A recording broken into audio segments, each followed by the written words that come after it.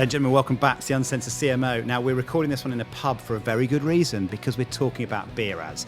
Everybody loves a good beer ad. We're always talking about how good they used to be, but are they really that good? And what are the best beer ads now? Well, Mark and I have got together, we've got the System One database open, and we're looking at the top 10 beer ads of all time whilst drinking beer. So what could be better than that? Here it is. So, Mark, if I'm right, I think we were swimming in the sea somewhere chatting about what we should do for our next podcast. And we thought we'd just do top 10 beer ads of all time, didn't we? I think that was right. We were in the Pacific, down in beautiful Manly.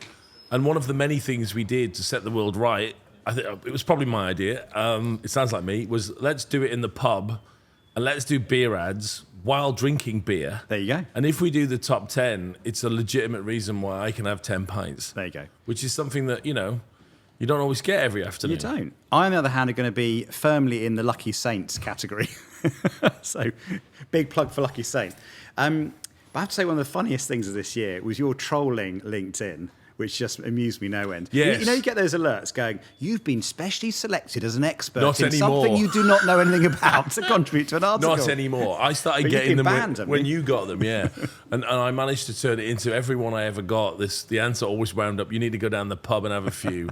And then it got into it always turned into chaos. And then at the end of it, it's something like, Terry, put that down. And mysteriously, I suddenly wasn't invited to do it anymore. There you go. But what was great was you had what do you do if your creativity is struggling? And you get these 10 or 15 very earnest people in India and Canada putting, really long thought up suggestions, and they'd get 2 likes. And I'd write something nonsensical about go down the pub and play a game of darts, have a curry, and I'd get 9,000 likes. That's why they had to stop it. The trouble was, though, most of the time you were right. I wasn't joking. I wasn't. No, I was absolutely. It's not a bad bit of advice. Here we are in the pub sorting the world. Exactly. I'm genuine to some degree. I mean, you drink in moderation or non-alcoholic beer, but going to the pub, what's my general approach? I was with my own mini NBA team last night, having a team building exercise, which consisted of having 6 or 7 pints and a couple of fags, and it really worked. We feel really bonded now. We've sorted the world out. Can't remember many of the things we worked out, but yeah, it's don't underestimate the pub. You know what I mean? Top advice. So we've taken a very scientific approach to this, or attempted to. We've taken the System One database, US and UK, looked at the highest performing ads. Now, obviously, it only goes back 6 or 7 years. So what we've done is we've just got all those famous ads that we know and love, put them through. Now, of course, well done. Well done. Yeah, we had some fun with this. The trouble is, of course, these are very old ads being tested today, so it's not exactly like for like. It's not kind of tested when they aired. Interesting thing, though, there's only, I think, 2 or 3 that make the top 10. From the old ones? Yeah, so I was rooting for John Smith's, Boddington's, Foster's, Carlsberg, Hofmeister Bear. Didn't make it. Blowing my mind. Most of them are... John Smith's didn't make it. I know, because they're very funny. Most of them were high 3s, 3.5 to 4 star. So they're good. I mean, they're all good and they're all funny, but they don't have the same, kind of complete now you've smash got me hit interested, because anything that can beat Boddington's and John Smith's is a bloody good ad. So we've got 10 good ones, is what you're saying. Yeah, we have. But I think there's something about that era where, maybe the humour was a bit blokey or something, and therefore it's, or the humour doesn't resonate today, or maybe the cultural references aren't as applicable. But... Well, I think about the John Smith's ones that it's set in a swimming pool. It's not exactly contemporary or old-fashioned. That's why I'm surprised, right? So, I'm looking forward to these ads. Yeah, John Smith's high 3 star. I mean, I had that down as that was going to be in my top 3 or 4. The only thing I would point out is there's the link between product and advertising. I mean, I'm sure we'll give Budweiser some high scores for its advertising, but there's also the beer score too. So I wonder if there's a 2x2 Kotler grid of... Well, maybe we do both then in this one. Rating the beers, rating the ads. Here we go. All right, so we're going to start off with number 10. Now, I could have picked a few different examples of this brand because they're very consistent. They've been on the Super Bowl every year. They're intricately tied to the Super Bowl, which is the Budweiser, as we've been talking about it. Here we go. And this is their Super Bowl ad from this year, in fact. Oh, the new one. Yeah, their new one. Come on. All major highways are currently closed. You gotta be kidding Now, we me. have a puppy, so that's a good start. What do you want to do? Win. We're dick. Hey. There we go. We've got the horse. Piano music. All right. Let's do it the old school way. Let's go. course, it's January Super Bowl as well, so It it's is, yeah. season appropriate, It as is, they say it is. over there. Can't see anything.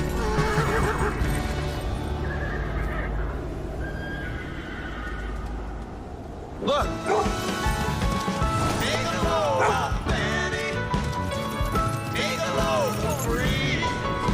Good job, Bubba.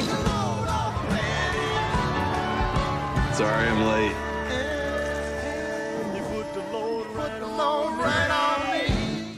Now, the interesting thing, actually, I think, with this ad is what they did a year ago with Bud Light. Yeah. So if you think about, this is maxing nostalgia, isn't it? Everything, that they're tapping into everything of their history, their legacy on Super Bowl, almost as a correction for the whole Bud Light thing a year before, I reckon. Yeah, and the research was that Budweiser took a little bit of a kick from the Bud Light thing. It was one step away in brand architecture terms, and there's some famous research on you can map out the degree of perceived closeness of sub-brands to each other by what happens when one has a scandal, how much does it afflict another. Michelob, which they also own, Yeah. there's a great story of a guy in Fenway at the baseball. He videos no one buying Bud Light at Fenway, and he just pans across to Michelob where there's 900 people. The kicker being Michelob is owned by... It's owned by AB InBev. That's brilliant. But it's for me, it's not one of their best ads, right? It's not actually. I think it's the power of consistently delivering what people know you for, isn't it? It's like Clydesdale, puppies, emotive music, stories, Super Bowl. It's a bit like the Coke Holidays Are Coming ad. It's not necessarily It's the best very- ad, it's very but like it's it. become hugely associated If you with asked the event. AI to mash up all There the you go. previous ads, I Yeah. think you get it. And I want to go back to your earlier point. We're not joking. It has a dog. It does. It's worth a star. It is indeed. Well, I mean, we should talk about this because I actually used it with P&G, of all people, right? And they're asking me about something to do with advertising effectiveness and how we drive this up on this brand. And I said, use a dog, and everyone laughed. And I went, no. Use a no, dog. Use a dog. You're going to, it's the easiest shortcut. And I suspect if everybody used a dog, it wouldn't trade off. We'd all get higher scores. We would. But there's Orlando's work on it's incredible. So he mapped out features and advertising basically on a matrix like this with ability to create emotion and ability to generate attention or generate attention and create emotion. Animals, highest scoring. So it has the proven ability to capture our attention, generate emotion of all features in adverts. So whether you take having words on the screen or a soundtrack or, actors acting, he broke it all down and tested individual features. And actually, an animal in the ad had the biggest power to create. What was emotion. you've seen throughout in your Exactly, scores. yeah. And That's true. It is such a strong finding, you'd almost do it, right? There's very few creative rules. That would be one of them. The All right. interesting thing with this, though, is the Clydesdale horses have become synonymous with the brand. So they've been clever because you could put a horse in an ad, but they are recognisable as Budweiser's horse as They're well. probably so recognisable as a distinctive brand asset of Budweiser, they probably don't count as animals anymore. I would True. be interested, Yeah, right? yeah, Hence yeah, the yeah, presence yeah. of the Yeah, dog. exactly. Now, I have to say, I'm not madly loving this Budweiser. I'm giving it a 2. So I think we should move on so I can drink something else. Well, you're going to have to pause for a second because shit. number 9 is also Budweiser. But this is Great. This is a very different approach, which I think you might like. Okay, here we go. Able to pick up good yardage on the play. The best part of this defense is their defensive line and their interior. Hello? linebacker. Hey, who? What's up? Nothing, B. In quarantine, having a bud. What's up with you? Nothing. Quarantining, having a bud. True. True. What's up? What's up? Yo, who's that? Yo, pick up the phone. Hello? What's that? What's up? Yo, where's Dookie? Yo, Duke. Yo. What's that? What's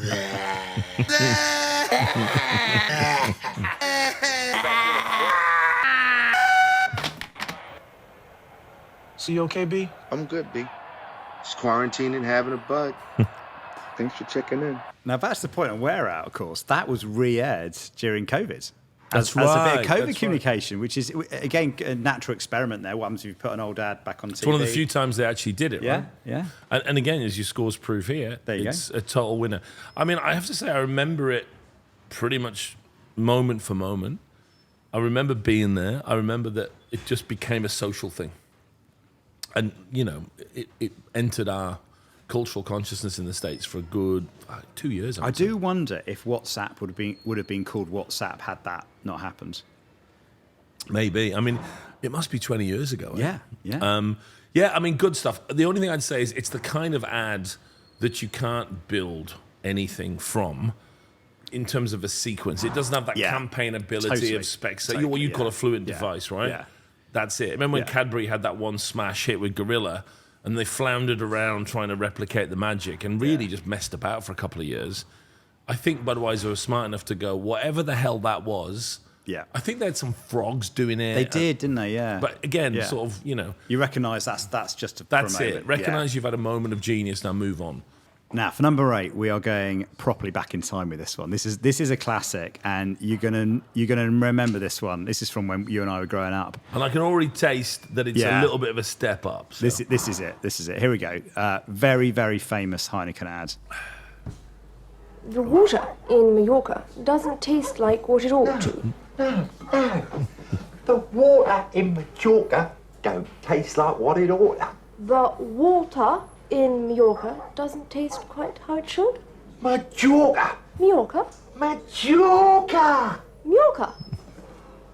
Hi, Dale. Any danger of some refreshment in here? Here you are. Get your laughing gear in there. Oh, golly.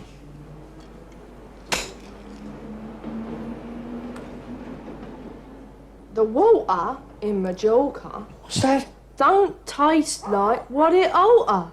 Oh, gosh. The water in Mallorca don't taste like what it oughta. Here we go. She's cracking. She's only corrected. You're absolutely wrong. Heineken refreshes the pot. What other beers cannot? I mean, it's beautiful, isn't it? It's perfect. Yeah. If you look at the pacing and the scripting of it and that little denouement at the end, it's as good a piece of... Is it 60 or 30? Is it 60? That's the 60, yeah. It's as good as 60 seconds of TV, never mind It's advertising brilliant. you'd ever see. The only... I mean, it's an old can, so this is pre our drinking age. That's how old that is. The only thing I'm trying to... I don't know if it was part of a proper broader campaign.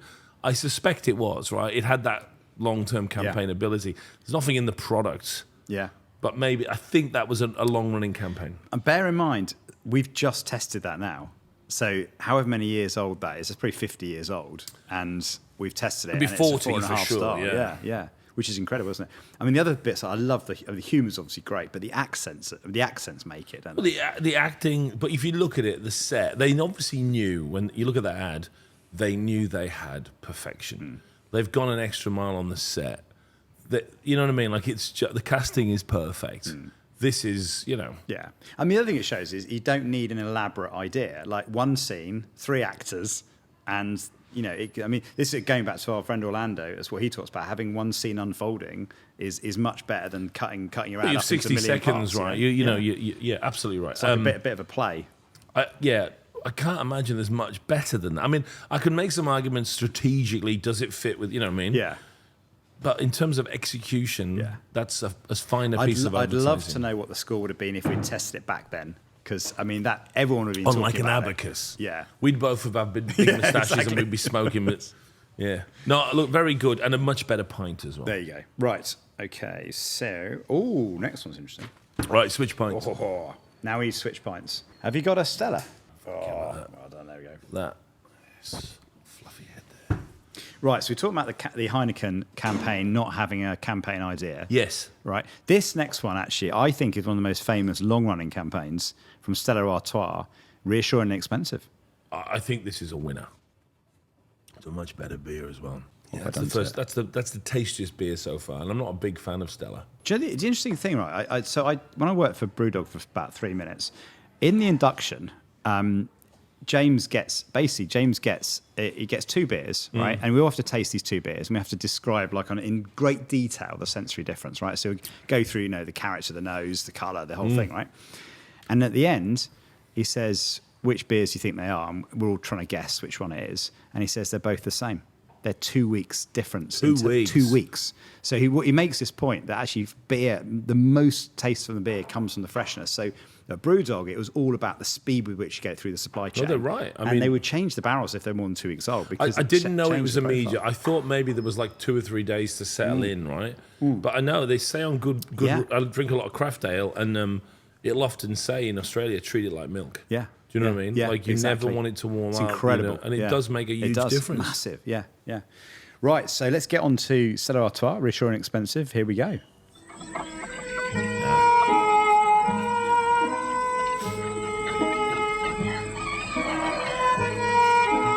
Bonjour. Bonjour. Je pourrais avoir un casse-croûte au jambon, s'il vous plaît. Ouais.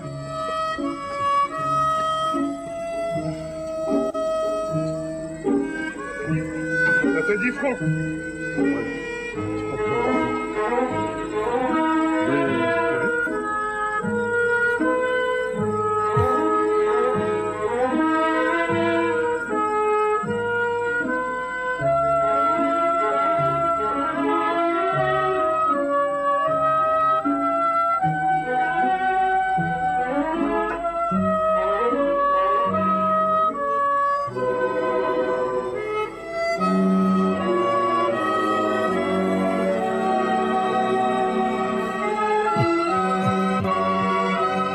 Very good. I've realised, of course, like for the last 60 seconds, all everyone's can hear is the music, and they can't see this. If they're on the podcast. It's a podcast. I mean, if you've ever watched Jean de Florette or Man on the Sauce, I mean, it's the same year that they came out. So we have to, before we give them loads of credit, recognise this is a classic example of going, right now, everyone that thinks about France, even though this is a Belgian beer, not really, but theoretically, we're just going to copy, at that time, a very limited idea of Europe, which is Jean de Florette and blah, blah, blah. But I have to say, slogan, big idea, strategically backed up. And both you and I growing up in the 90s, when this ad really had impacted, can attest to the fact that there was a 10-year period where you heard them shout Stella. Yeah. And it was, no surprise, slightly more expensive. Yeah. A little bit stronger. Yeah. Often. And it must have been the powerhouse decade for Stella, right? Yeah. And glassware was different as well, very distinctive glassware. They went in with the chalice, yeah. But they did lose it, didn't they? They did. Like, I mean, they got carried away on the promotional drug of supermarkets, and, they're reassuringly cheap by the end. Well, and I think back, you're absolutely right, the distribution let them down. And also, I have to say, the product let them down. I mean, at the end of the day, Stella became just another beer, right? And it wasn't like that at the start of the 90s. We all drank Stella when we were out on a Friday night. It was slightly stronger, slightly better. And I can remember people exclaiming, they come in and have a big shot of Stella, and my mate saying to me, wow, Stella. You know what I mean? It was there. And everyone else caught up, didn't they? I can't remember the percentages where it's like everyone was at 3.5, they're at 4.5. That's and then right. everyone went up, didn't they? So they lost their kind of product Look where we are superiority. now. We're at 7-8% for real ale. I mean, I remember drinking Carlsberg Special Brew when we couldn't afford to drink much, when we were all like 20. And you could only afford 3 cans, so you bought the 7-8%, and all the homeless lads were drinking the same stuff as us. And it was crazy strong back then. That was crazy strong, yeah. And now, I regularly will have 3 or 4 cans of real ale and a craft ale, and they're all 8.5%. You know what I mean? The world has changed. It has changed. I would say for the better. Switch out for a pint, boys. Okay. Oh, yeah, okay. Right, number 6 is quite interesting. We're going to go to the beach, and a brand that had a rather unfortunate event occur to it. Oh, yeah. You'll remember this one. And I've never drunk this draft before. And I have to say, I Well, would probably have guessed it from. And normally you'd be putting a lime in the top of the bottle, wouldn't you? I don't think you do it with the pints, do you? No, only it's got to be the bottle. I think it's to stop flies getting in. I think it was the original idea. But I think the backstory was it was actually not very good beer, and lime was the only thing that made it taste all right. If you put a citrus in anything, it's a good tip for the listeners. That is. If you put citrus in anything, it tastes better. So let's have a look. This is Corona. Eli Manning, welcome to the fine life. Doesn't get any better than this. Be a shame if it rained, though, and that's why I brought these. Boop, boop, boop. See? Now they're protected. These are very cute. I'm also loving these dinky umbrellas. Wait, Andy, what's wrong? I'm not sad. It's just really validating to hear such positivity, Wow, that's real. Yeah, I don't know how I'm going to drink this now. It was your idea to bring the umbrella. Yeah, I didn't think it through. I think it's brilliant. I mean, what I love, it's obviously funny and it's set in a nice place, but they're playing with their codes, aren't they? The lime, the little umbrella. I mean, the little umbrella is a funny joke, but the fact that it draws your attention to the lime in the bottle. And also, you know, you've got the standard beer chat, right? Yeah. This is how idiots talk after they've had 2 pints. And they're calling it out. Snoop's applicable to any brand at any time, obviously. Yeah. And that whole positioning around Corona, which is, you know, from wherever you want to be, we're in the sun, you know, they've got it, right? They have. Brilliant. And as you see on this face trace, I mean, the amount of happiness that this ad creates straight away, it's just wall-to-wall happiness all the way through. But they've got a gift here, haven't they, in the sense that you've seen it with travel ads. You know, travel ads, tourism ads perform much better, not because they're a brilliant marketing industry, but because, you know, if you're selling sausages, you've got to show dead meat. And if you're showing travel ads, you've got to show beaches and tanned bodies and sunshine, right? Yeah. And I think Corona are lucky in the space that they just have been given distinctive assets that involve, you know, white sand, bright sun, lime, you know. Exactly. So I think God gave them a lot here. But I have to say, you know, they went. I mean, it's one of the brands that's close to my heart because you remember when we went into coronavirus and some silly PR firm did a bit of research and showed that something like 40% of Americans associated Corona beer with coronavirus. And we're going off saying there are big problems here and blah, blah, blah. And I wrote a column that just said, look, you're stupid and that's not going to happen. In fact, sales are going to go up. Quite the opposite. Yeah. And it is. And everyone goes, yeah, but it's going to hurt the brand. But of course, that's not how we buy beer. We don't walk into a bar and go, now there are 18 beers here. What do I associate with each beer? You walk into a bar and go, what's a beer I'm going to buy? Oh, Corona. It's the first one that pops in. So sure enough, sales went through the roof. Yeah. They had a pretty good time. I mean, the category was smashed. But relative to the category, Corona did very well. Yeah. And I have to say, a pleasant beverage. Not bad. Right, we're getting down to number 5, and we are keeping with the beach theme, and this is the Super Bowl winning ad from this year. We talked about Budweiser, the other brand in the portfolio, Michelob Ultra. Oh, I do remember this. Yeah. And you're ranking these all on brand building. We are, yeah. So ranking these on brand building. So Super Bowl, there's about 80 ads every year. We test them within like an hour of them going on air, get the results, do a live league table. And this was number 1. Hola.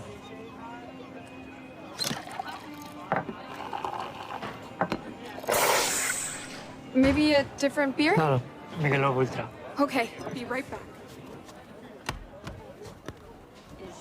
I can't wait a moment more. That's messy. What do you mean, Leo? We go way back. Say it's me that you adore.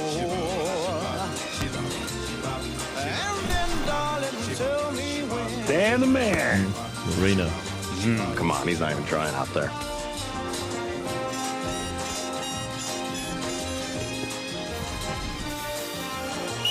Mr. Messi.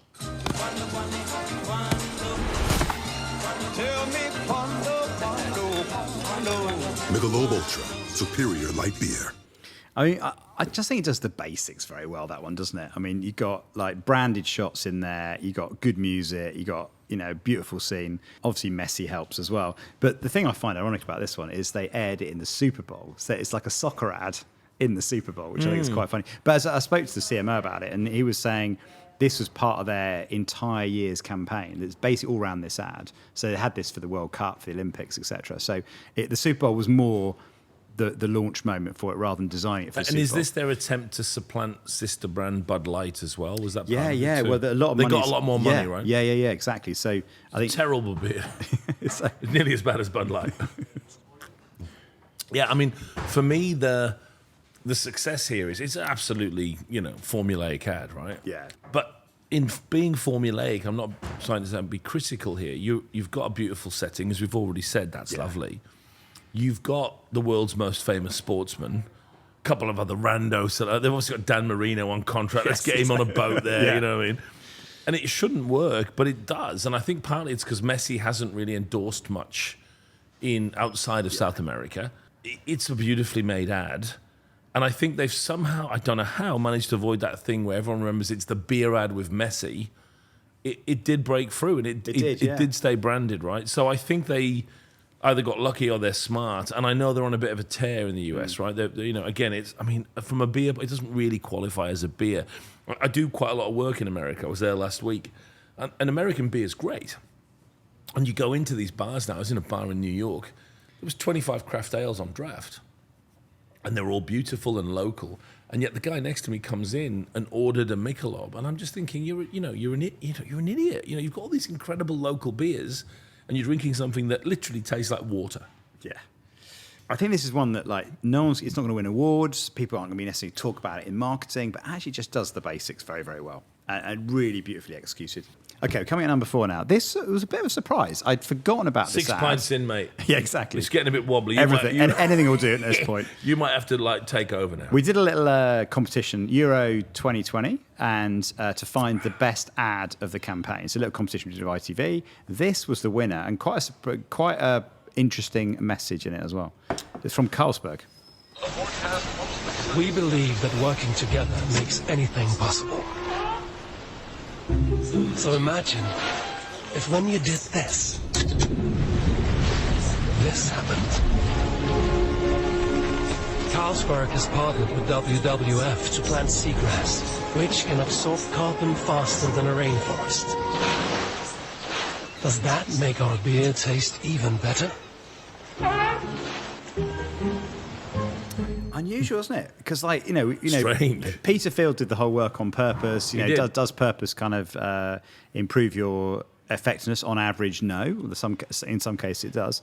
But a purpose-led campaign getting almost 5-star is pretty impressive. It's a very fascinating period of marketing history, right? I was talking about it a couple of days ago. When Byron and I had that famous debate, remember, it's 10 years ago.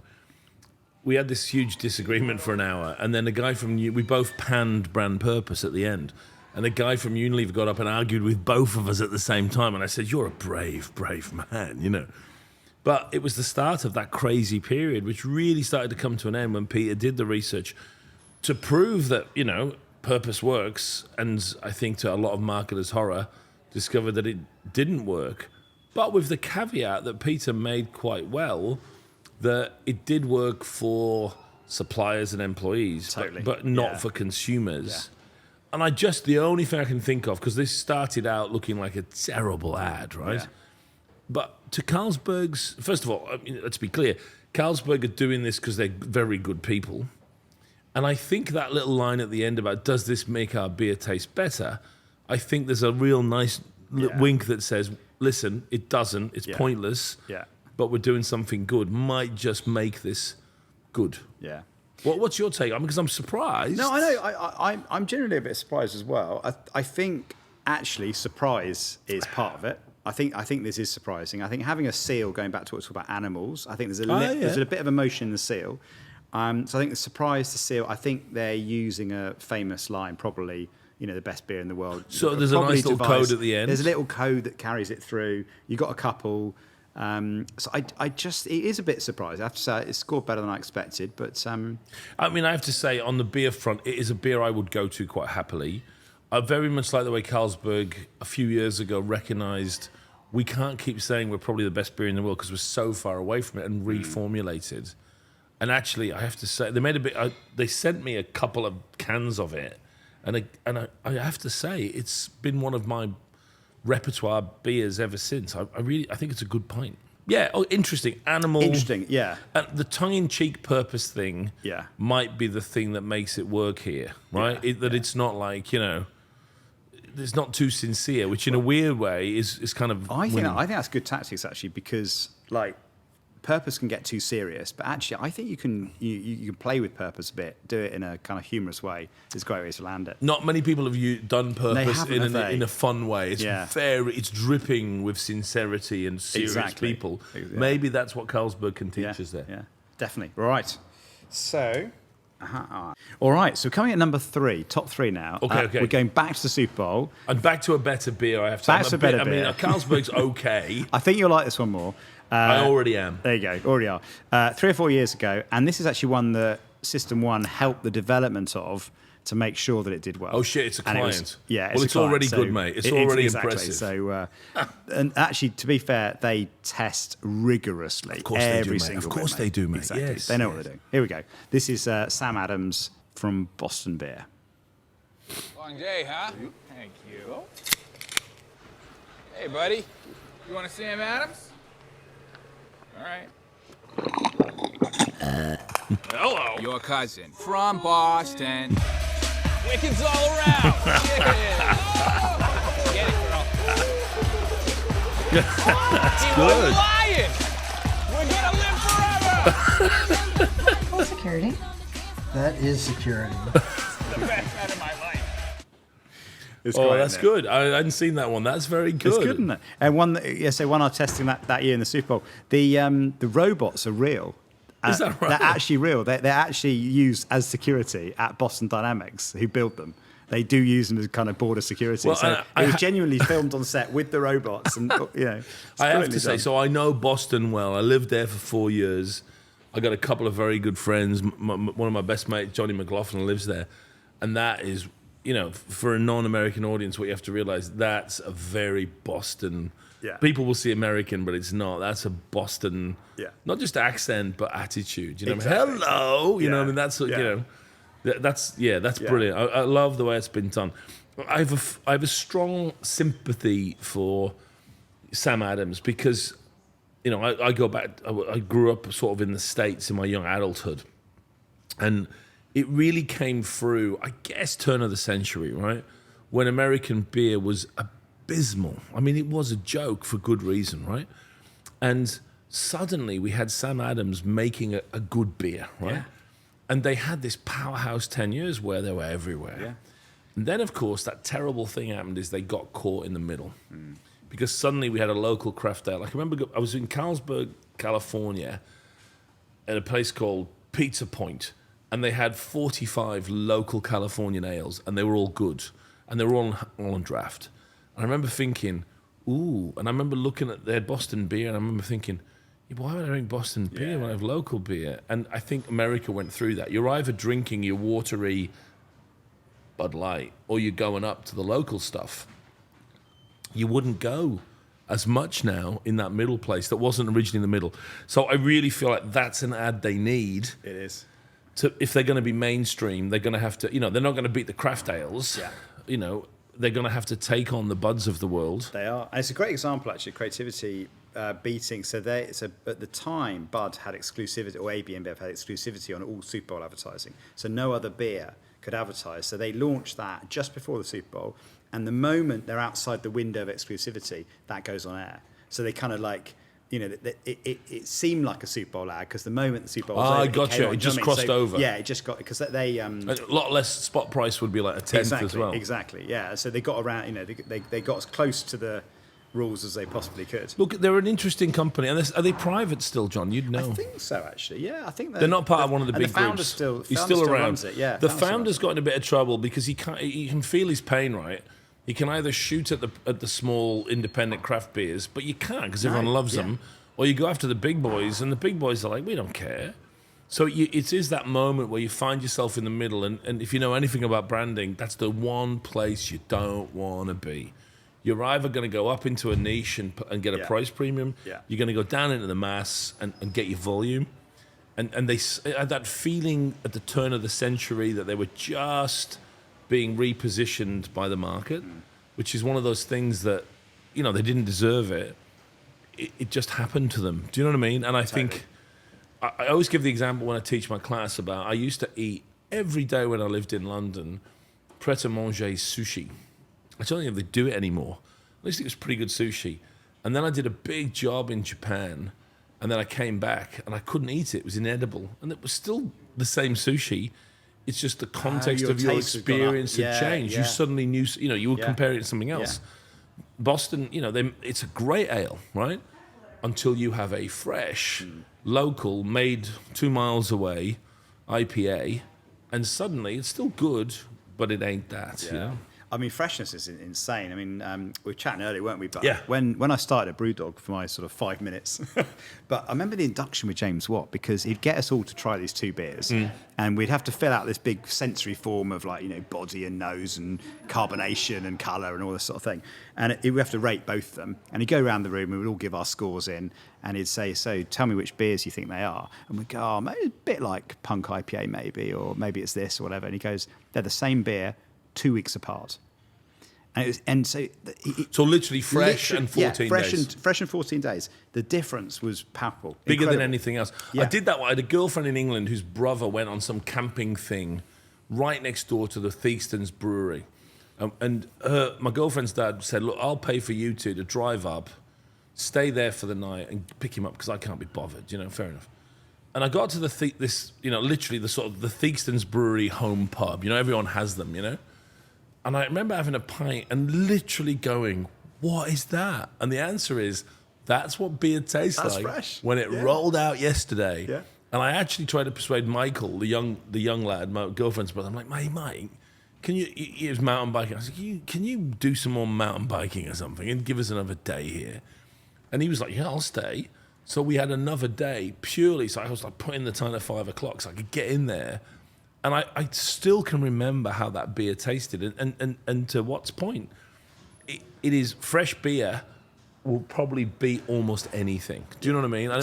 Totally. And it's got to be treated like milk all the way from the brewery. Yeah. And I think we're learning more. I mean, Australia, where I do most of my drinking, until about 10 years ago, they take a beer, transport it through 30-degree heat, leave it outside, and eventually, you know, 4 weeks later, they'd serve you a pint. Cold, but the point is it was already dead, you know? Yeah. So this idea of, you know, getting it as soon as you can, I think it's super important. I think maybe the most important point you've ever made in any podcast. Honestly, I mean, having done that induction, I was like, that's the game in town, is just find a way of bringing the beer as fresh to the consumer, like, as you possibly can. I think we should dwell on it for much longer. Yes. In as many ways as possible. I'm also conscious of the fact that I've had now too much beer. Right, so we're coming down to second place, and I know this is a brand both you and I like quite a lot. On many levels. On many levels. Well, and we're not on our own here. This I think is we're in good Britain's company. best-selling pint. It is Britain's best-selling pint. Here Potentially it is. Cheers. an absolute pleasure to drink. Indeed. Britain's maybe best managed brand. I'd say so. Most distinctive brand. We have data on that. 100%. A lot of data on that one. And run by some, I have to say, some of the nicest people I've ever met. Neil Shah, who's no longer running it. That's a good story, right, for you. I wrote a column when they made Britain's best-selling pint. Hang on, 1 second. All right, let's get into it. That's good. So are you going to split the G? No, you're not. When they made it to best-selling, I'd seen him a couple of times, Neil, and I said, can I write about you guys and you becoming, and he said, no, hang on. And then eventually I had to persuade him, you know. Then I wrote this column about what they'd done. It was a very successful column. And I mentioned him quite a lot because he's, you know, in charge of it. And he wrote back and said, look, don't mention me. Yeah. And I went, yeah, okay, mate, I've got that, you know. And I know that's false modesty. So I sent him another draft, which I very rarely do with people. I got an inkling, you know. And he said, no, I'm serious. Diageo's not that kind of company. It's a team effort. I'm not joking. Take me out. And I think I had to take him out of every reference. And then I added a paragraph, which is, it's rare to get someone. Normally, you've got, as you know, a marketing chief who's taking credit for shit that was nothing to do with them. Neil was the opposite. And rare to find. There's good guys, good girls in the industry everywhere, mostly good people. But humility, not something you find so much of at that level of marketing. You're absolutely right. I mean, I had Stephen O'Kelly, he's the global brand director based in Ireland, on the same thing. I mean, hasn't done hardly any publicity. Very humble, and he's fourth generation. Like, you know, Guinness born and bred. You know, dad and but grandpa. Even it was Ivan Menendez. Remember the tragically now not with us CEO, and he was like that. He was apparently because he was a marketing guy originally. He rose up to CEO. Yeah. He never did profile stuff. He wasn't interested in, you know, I'm the big man. And I think, you know, you have that horrible saying, the fish rots from the head down. But the fish also can be lovely and humble from the head down. If you get guys and girls like that at the top, and the new woman seems very similar, I think what it does is it signals we're not here to boast about ourselves. Shah, I think, is a man to watch. Yeah. Yeah. No, I totally agree. And also, can we just pause and I know I've had a few now.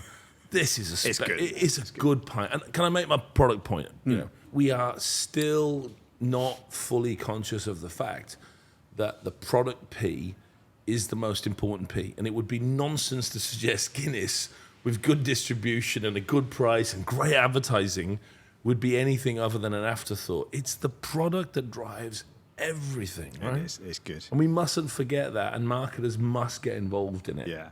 You know? And I mean, the story of Britain's best pint is great as well, because talking to Stephen, like, they went through a lot of tough times where their distribution was being cut back. They weren't, there's more tough times than, we look back and go, oh yeah, of course, Guinness. But it was a dusty old brand for a long time. It was a very old man's drink, and they were losing, they've got a much younger demographic. The 0% launch, I think, is fantastic, because in most cases, going for a 0% beer is a trade down, isn't it? But they've worked so hard to make 0% I remember actually deliver. you remember when they got it in cans, when they first got it right in cans 20 years ago, it really was a sensation to try it. But again, I come back to that product point.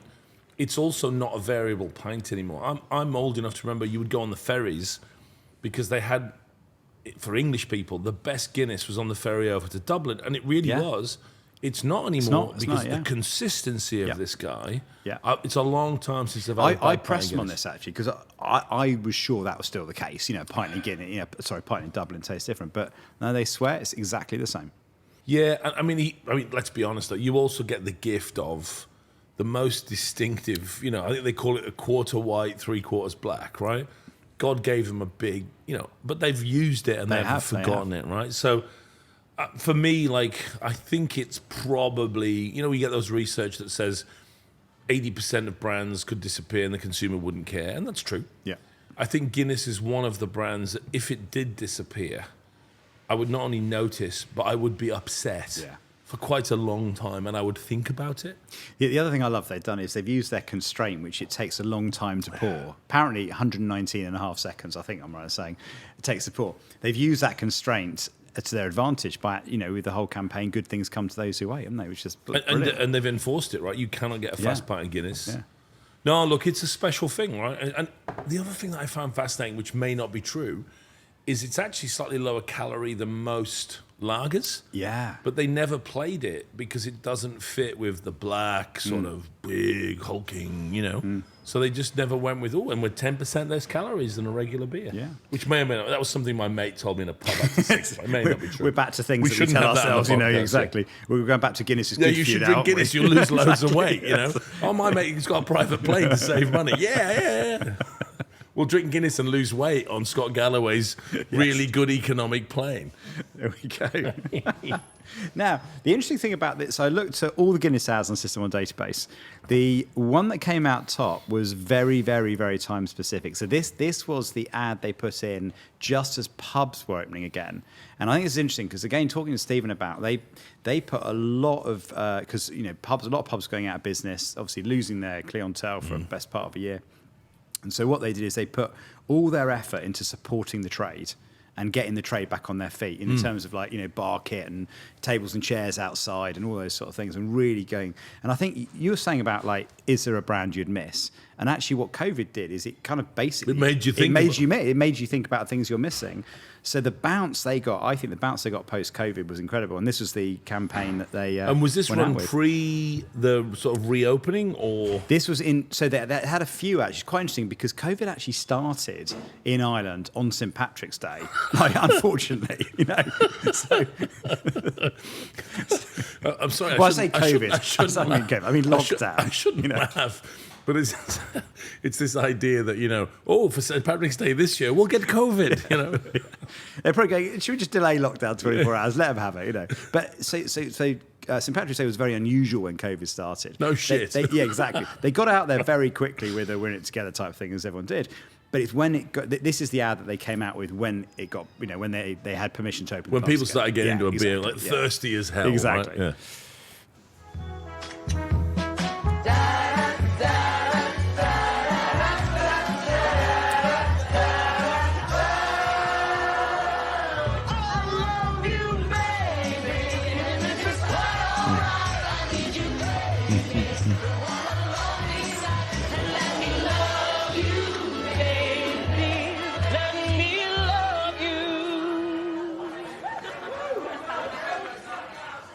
Well, that's great. There you go. I mean, it's hard for me now because I'm quite pissed. That's fantastic, in my opinion. That's a masterpiece, right? But I would say the one brave thing, and you'd know more about it than me, you've paid the rights for... What's the song called? Thank Thank you, producer. I love you. No, it's I love you, baby. Yeah. You're going to pay a little decent amount of money for that. Fair bit. But they haven't then gone, right, let's make sure it's played perfectly by the artist. They've got a bunch of, drunken Irish people to sing it, which I think is the point. You know what I mean? It is the point. And it's very, it's not quite the stylistically what they were doing in lockdown, what most people were doing in lockdown. It's kind of film from a phone. Film from a phone. Film from a what, John? Hang on, I had a couple. I've been on the 0%. That's a real one, though. I'm a third of a Guinness in. This is hilarious. This is hilarious. Focus, man. Are you sure you got lucky saints? You're just playing with me. Anyway, but it feels a little bit low budget, doesn't it? In a nice way. Like they haven't spent loads of money on. But I think that's the point. Like, it looks on premise. It looks like they've just gone into a room full of people that are hammered. And of course, to our eyes, even now in 2024, well, yeah, great. But if you were back there in 2021, your first thing you saw when you saw a room full of people is, where's the masks? Where's the thing? You know? So that, for its time, and we've lived through, one of the most unusual... I always think, what was it like to live through World War II? What was it like to live through COVID? I'll have to explain to my daughter who won't remember it, my son who wasn't there, this strange moment where... And I think that's an ad that comes out the back of it and goes, let's all sit together and have a beer, because we haven't been able to do it for 18 months, That's it. All right, coming to number one. Now, I think this might surprise a few people. It's a very, very good ad. Can I surprise you? You can surprise me, yes, exactly. Yes, we are surprised. Be surprised. Ad for Heineken, and they did a partnership with a new Bond film. So they were Bond's official beer. Exactly, official beer of Bond. Now, this ad is 2 minutes long, and now... Of course, most brand managers go, the longer I've got, the better. You know what I mean? Actually, System on Data would suggest the opposite. The optimum time is between 20 and 30 seconds. So we've got and that's not financial. It's not like, Exactly. It's just that, to get your message across, that's how long it takes. If you go beyond that, certainly beyond 40 seconds, actually you start to lose the audience rather than gain the audience. So there's an explanation for that, which I think you'll find is because the creative director allows himself to be, or herself, to engage in indulgent wank, right? The minute you say 120 seconds, things are going to get out of control, right? We're going to get long, lingering shots of things, Yeah, you got all the unnecessary shots. Is that the case? On that bombshell, this is why it's unusual, because it's 2 minutes. That's why you're going to surprise me. And it scores 5.6. This is a surprise. 5.6? 5.6, man. Do you know what? Actually, this is another thing. It was very, very hard to find a 5-star ad in beer. I think there were, let's have a look at the numbers we got. We only got 2. So there's only 2 5-star ads. This and Guinness. The Guinness one and this one. Everything else is 4-star. We should point out as well that 5.6, bizarrely, is the strength of Guinness. And I'm not going to switch for my final pint to pint number 10. We'll stick. I'm sorry, people from Heineken. Apologies. You make a fine beer, but it isn't as good as Guinness, and I'm staying with my Guinness. And for listeners and anyone viewing out there, I can confirm we've recorded 2 podcasts today, and we've had beers in both, and Mark has not gone to the toilet once. Massive bladder, mate. One of the things Ritson's are famous for. Well-trained bladder. Massive bladder. Hugely important in the whole thing. Right, so here we go.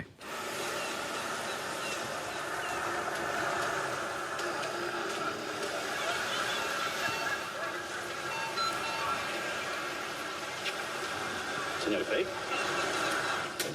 Buonasera.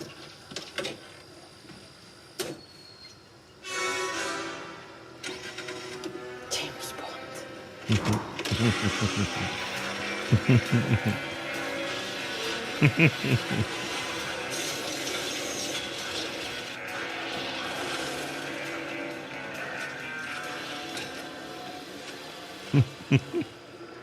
Daniel Craig's good value. He's good, isn't he? Yeah.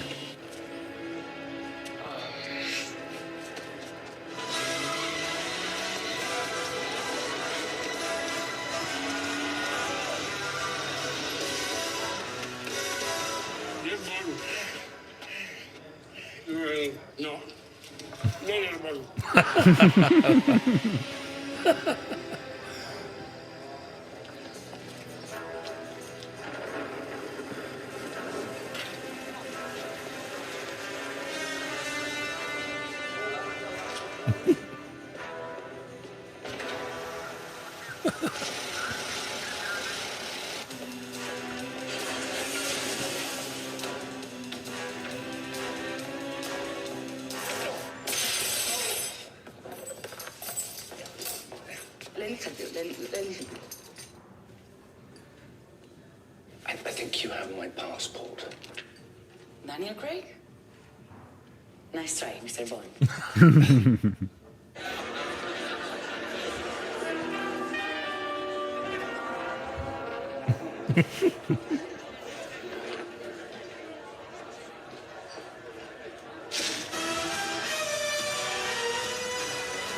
There you go.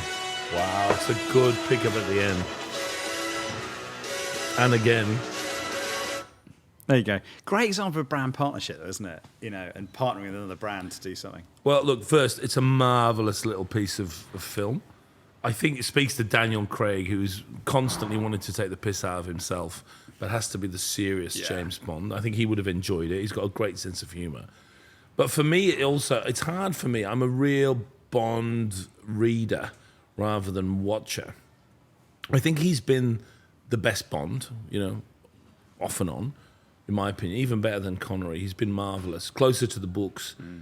But my problem is, and I, you know, as a working class boy who, you know, my exposure to posh, admirable characters, Bond was, you know, I defy any Englishman or woman to get in, no, Englishman in this case. Women sometimes correctly realise it's a bit childish.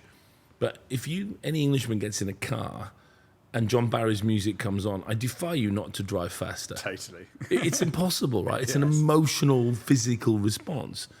But the other thing that Bond, in the books, the original Bond, was famous for, was he was a connoisseur. And if you follow the books, if he's in Bermuda, he'll drink Red Stripe, yeah?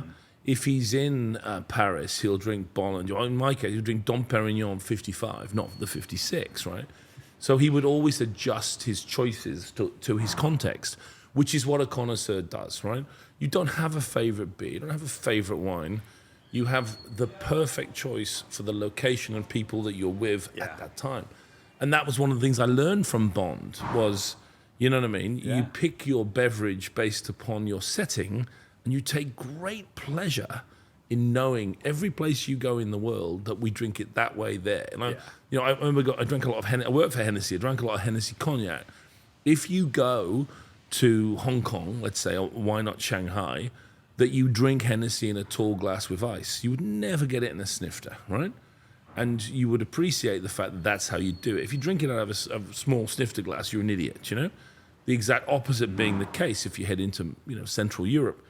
That was what Bond was about. So I had slight problems when Heineken became the official beer of James Bond, because he doesn't have an official beer. He would never go to Morocco and drink Heineken. You know what I mean? Because it's a Belgian beer, right?